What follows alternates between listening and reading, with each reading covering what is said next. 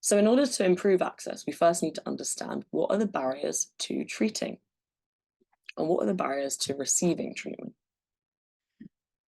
So a qualitative study conducted in 2015 basically looked into the barriers faced by a rural Latino community or communities in accessing CBT or cognitive behavioral therapy for their children. And it was a really interesting study, which I would highly recommend you read. I will share the link in the lesson summary. But they revealed some key factors which basically made up barriers for accessing treatments for children.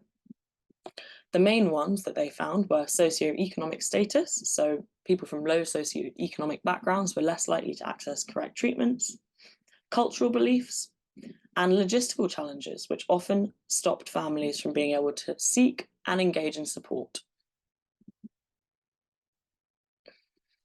And this, I'll point out this first point as well, this is particularly important for children, because in children, if these cases of anxiety or depression or other mental illnesses are left untreated, it can lead to worse and worse outcomes because they are in that crucial developmental period.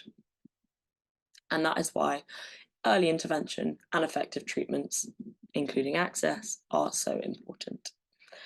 So let's take a deeper look into barriers to access.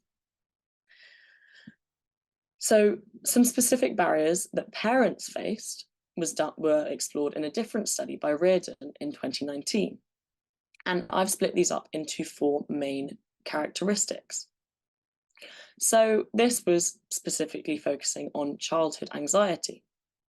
And they interviewed parents and asked them what were the main barriers for getting their children the correct treatment they needed for their anxiety.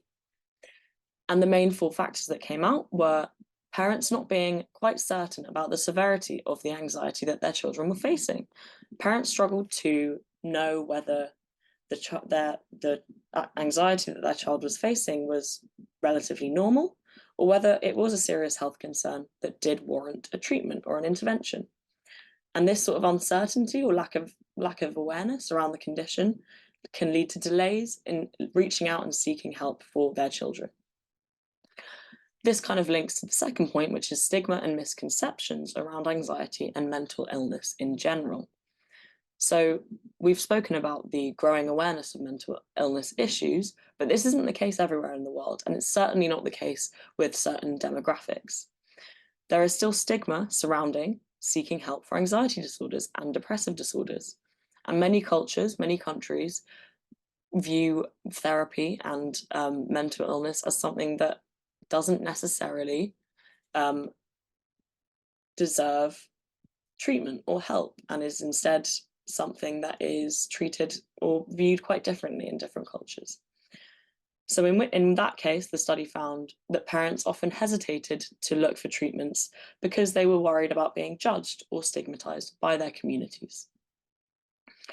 This links to the lack of knowledge about the available resources in the area. So in many cases, parents were unaware of the mental health services that were available to them, and crucially, how they could go about accessing them. This lack of knowledge prevented families from seeking the support they needed. And finally, as we highlighted in the last slide, there were logistical challenges that parents highlighted. So accessing mental health services in general can be a logistical challenge, so a practical challenge, particularly for families living in rural or underserved areas, so families living far away from healthcare providers, hospitals, psychologists, etc. Logistical challenges also encompass things like long wait times for appointment, limited transport options, and competing work and family responsibilities.